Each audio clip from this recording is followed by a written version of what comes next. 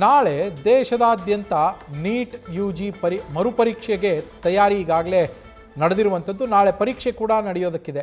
ದೇಶದ 550ಕ್ಕೂ ಹೆಚ್ಚು ನಗರಗಳಲ್ಲಿ ಮರುಪರೀಕ್ಷೆಗೆ ಈಗಾಗಲೇ ಸಕಲ ಸಿದ್ಧತೆಗಳನ್ನು ಮಾಡಿಕೊಳ್ಳಲಾಗಿದೆ. ಆ ನಗರಗಳು ಕೂಡ ಮರುಪರೀಕ್ಷೆಗೆ ಸಜ್ಜಾಗಿವೆ. ನೀಟ್ ಪ್ರಶ್ನೆ ಪತ್ರಿಕೆಗಳ ಸಾಗಾಟಕ್ಕೆ ಸೇನೆಯ ಹೆಲಿಕಾಪ್ಟರನ್ನು ಬಳಕೆ ಮಾಡಲಾಗಿತ್ತು. MiG-17 ಹೆಲಿಕಾಪ್ಟರ್ಗಳ ಮೂಲಕ ಪ್ರಶ್ನೆ ಪತ್ರಿಕೆಗಳನ್ನು ರವಾನೆ ಮಾಡಲಾಗಿದೆ. CRPF ಹಾಗೆ CISF ಭದ್ರತೆಯಲ್ಲಿ ರವಾನೆ ಮಾಡಲಾಗಿರುವಂಥದ್ದು. ಸೆಂಟ್ರಲ್ ಇಂಡಸ್ಟ್ರಿಯಲ್ ಸೆಕ್ಯೂರಿಟಿ ಫೋರ್ಸ್ ಮತ್ತು ಸೆಂಟ್ರಲ್ ರಿಸರ್ವ್ ಪೊಲೀಸ್ ಫೋರ್ಸ್ನ ಬಿಗಿ ಭದ್ರತೆಯಲ್ಲಿ ಪ್ರಶ್ನೆ ಪತ್ರಿಕೆಗಳನ್ನು ರವಾನೆ ಮಾಡಲಾಗಿದೆ. ಸ್ಟ್ರಾಂಗ್ ರೂಮ್ಗಳಲ್ಲಿ ಭದ್ರತೆಯಲ್ಲಿ ಇರುವಂತಹ ಪ್ರಶ್ನೆ ಪತ್ರಿಕೆ ಇದು. ನಾಳೆ ಆಯಾ ಪರೀಕ್ಷಾ ಕೇಂದ್ರಗಳಿಗೆ ಈ ಪ್ರಶ್ನೆ ಪತ್ರಿಕೆಗಳು ತಲುಪತ್ತೆ.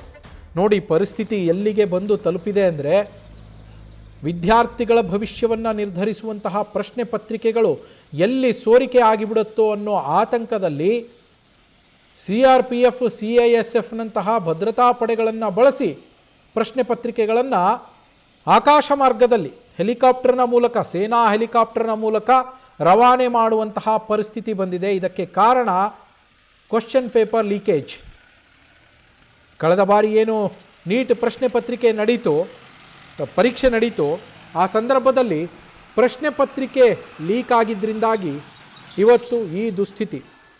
ಸಾವಿರಾರು ಲಕ್ಷಾಂತರ ಮಕ್ಕಳ ಭವಿಷ್ಯವನ್ನು ನಿರ್ಧಾರ ಮಾಡುವಂತಹ ಈ ನೀಟ್ ಪರೀಕ್ಷೆ ಏನಿದೆ, ಮೆಡಿಕಲ್ ಆಸ್ಪಿರೆಂಟ್ಸ್ ವೈದ್ಯಕೀಯ ರಂಗದಲ್ಲಿ ತಮ್ಮ ಭವಿಷ್ಯವನ್ನು ಕಟ್ಕೊಳ್ಬೇಕು ಅಂತೇಳಿ ಬಯಸುವ ವಿದ್ಯಾರ್ಥಿಗಳೇನಿದ್ದಾರೆ, ಆಕಾಂಕ್ಷಿಗಳೇನಿದ್ದಾರೆ, ಅವರ ಭವಿಷ್ಯವನ್ನು ರೂಪಿಸುವಂತಹ ಪರೀಕ್ಷೆ ಈ ನೀಟ್ ಪರೀಕ್ಷೆ.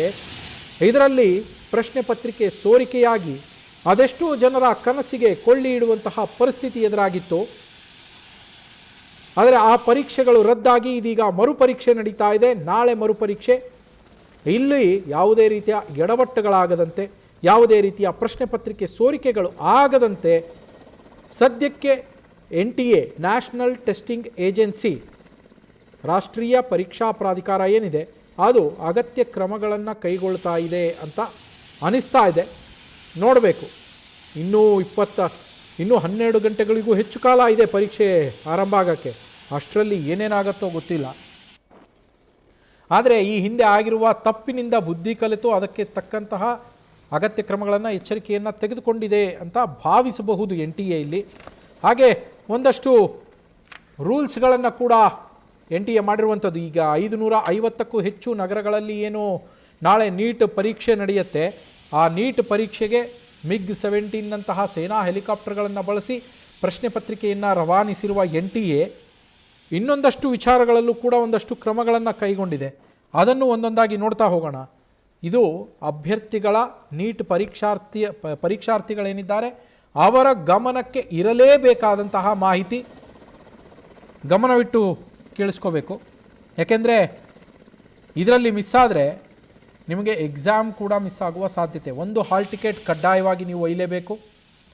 ಹಾಗೆ ವಾಟರ್ ಬಾಟ್ಲ್, ಕೆಲವರು ನಮಗೆ ಎಲ್ಲೆಂದರೆ ಅಲ್ಲಿ ನೀರು ಕುಡಿಯೋಕ್ಕಾಗಲ್ಲ, ನಾವೇ ನೀರು ತೆಗೆದುಕೊಂಡು ಹೋಗ್ತೀವಿ, ನಮ್ಮ ಮನೆಯಿಂದಲೇ ನೀರು ತೆಗೆದುಕೊಂಡು ಹೋಗ್ತೀವಿ ಅಂತ ಏನು ಹೇಳ್ತಾರೆ, ಅವ್ರಿಗೆ ವಾಟರ್ ಬಾಟಲನ್ನು ತೆಗೆದುಕೊಂಡು ಹೋಗೋದಕ್ಕೆ ಅವಕಾಶ ಇದೆ. ಹಾಗಂತೇಳಿ ಡಿಸೈನ್ ಆಗಿರುವ ವಾಟರ್ ಬಾಟ್ಲ್ಗಳನ್ನು ನಾನು ತಗೊಂಡು ಹೋಗ್ತೀನಿ, ಸ್ಟೀಲ್ ವಾಟರ್ ಬಾಟ್ಲ್ ತೊಗೊಂಡು ಹೋಗ್ತೀನಿ, ಇದೆಲ್ಲ ಆಗಲ್ಲ. ನೀವು ತೆಗೆದುಕೊಂಡು ಹೋಗುವಂತಹ ವಾಟರ್ ಬಾಟಲ್ ಏನಿದೆ, ಆ ವಾಟರ್ ಬಾಟಲ್ ಟ್ರಾನ್ಸ್ಪರೆಂಟಾಗಿ ಇರಬೇಕು, ಪಾರದರ್ಶಕವಾಗಿ ಇರಬೇಕು. ನೀವು ತೆಗೆದುಕೊಂಡು ಹೋಗುವ ನೀರೇನಿದೆ ಅದು ಎದುರುಗಡೆ ಕುಳಿತವ್ರಿಗೆ, ಆ ಬಾಟಲ್ ನೋಡುವವರ ಕಣ್ಣಿಗೂ ಕಾಣುವಷ್ಟು ಪಾರದರ್ಶಕವಾಗಿಯೇ ಇರಬೇಕದು. ಅಂತಹ ಬಾಟಲ್ಗಳಿಗೆ ಮಾತ್ರ ಅಲೋ ಮಾಡಿರುವಂಥದ್ದು. ಹಾಗೆ ಪ್ರತಿ ಬಾರಿ ಈ ಥರ ಪರೀಕ್ಷೆಗಳು ನಡೆಯುವಂತಹ ಸಂದರ್ಭದಲ್ಲಿ ಒಂದಿಲ್ಲ ಒಂದು ವಿವಾದ ಡ್ರೆಸ್ ಕೋಡ್ನ ವಿಚಾರದಲ್ಲಿ ಆಗ್ತಾ ಇತ್ತು.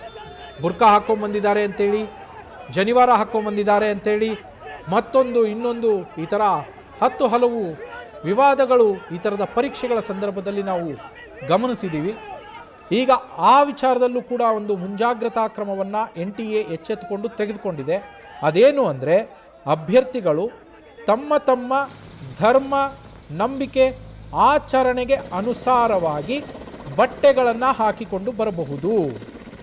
ಅಂದರೆ ನೀವು ರಕ್ಷಾಸೂತ್ರಗಳನ್ನು ಕಟ್ಟೋದು, ಕೈಗೆ ದಾರಗಳನ್ನು ಕಟ್ಟಿರ್ತಾರೆ ಕೆಲವರು, ಹಿಜಾಬನ್ನು ಧರಿಸುವಂಥದ್ದಿರ್ಬೋದು, ಅಥವಾ ಪಂಜಾಬ್ ರುಮಾಲನ್ನು ಬಳಸೋದಿರ್ಬೋದು.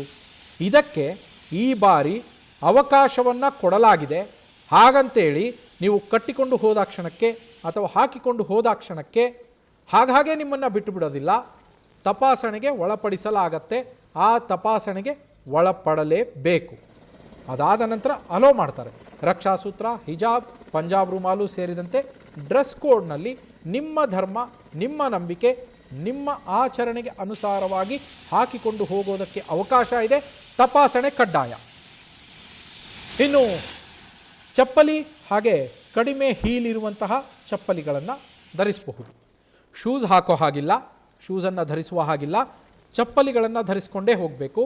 ಹೆಣ್ಣು ಮಕ್ಕಳು ಹೀಲ್ಸ್ ಇರುವಂತಹ ಚಪ್ಪಲಿಗಳನ್ನು ಹಾಕುವವರು ಕಡಿಮೆ ಹೀಲ್ ಇರುವಂತಹ ಚಪ್ಪಲಿಯನ್ನು ಹಾಕಬೇಕು. ಹೀಲ್ಸ್ ಹಾಕ್ಬೋದು ಅನ್ನೋ ಕಾರಣಕ್ಕೆ ಎತ್ತರದ ಹೀಲ್ಸ್ ಇರುವಂತಹ ಚಪ್ಪಲಿ ಹಾಕಿಕೊಂಡು ಹೋಗಬಾರ್ದು. ಒಂದು ವೇಳೆ ಆ ಥರ ಹೈ ಹೀಲ್ಡ್ ಚಪ್ಪಲಿಯನ್ನು ಏನು ಧರಿಸಿಕೊಂಡು ಹೋಗ್ತಾರಲ್ಲ, ಅವರು ಹೆಚ್ಚುವರಿ ತಪಾಸಣೆಗೆ ಒಳಪಡಬೇಕಾಗತ್ತೆ. ಇಲ್ಲದೇ ಇದ್ದರೆ ಹೈ ಹೀಲ್ಡ್ ಚಪ್ಪಲಿಗಳು ಅಲೋ ಇಲ್ಲ. ನೀವು ಹೈ ಹೀಲ್ಡ್ ಚಪ್ಪಲಿ ಹಾಕ್ಕೊಂಡು ಹೋದರೆ ಹೆಚ್ಚುವರಿ ತಪಾಸಣೆಗೆ ಒಳಪಡಲೇಬೇಕು. ಇದು ಕಡ್ಡಾಯವಾಗಿ ಇರುವಂತಹ ರೂಲ್ಸ್. ಹಾಗೆ ಒಂದಷ್ಟು ವಸ್ತುಗಳನ್ನು ಇಲ್ಲಿ ನಿಷೇಧ ಮಾಡಲಾಗಿದೆ. ನಿಮ್ಮ ಧರ್ಮಕ್ಕೆ ಅನುಸಾರವಾಗಿ ನೀವು ಡ್ರೆಸ್ ಕೋಡ್ಗೆ ಏನು ಕೊಟ್ಟಿದ್ದಾರೆ, ರಕ್ಷಾಸೂತ್ರ ಅಥವಾ ಹಿಜಾಬ್ ಅಥವಾ ಪಂಜಾಬ್ ರುಮಾಲು ಈ ಥರದ್ದು, ಅಲ್ಲಿ ನಾನು ಇಲ್ಲ ಬಂಗಾರದ ಚೈನ್ ಹಾಕ್ಕೊಂಡು ಹೋಗ್ತೀನಿ, ಬಂಗಾರದ ಚೈನಲ್ಲಿ ಆಂಜನೇಯನ್ ಡಾಲರ್ ಹಾಕ್ಕೊಂಡಿದ್ದೀನಿ, ಇದು ನನ್ನ ನಂಬಿಕೆ ಅಂದರೆ ಒಪ್ಪೋದಿಲ್ಲ. ಮೆಟಲ್ ಇರಲ್ಲ.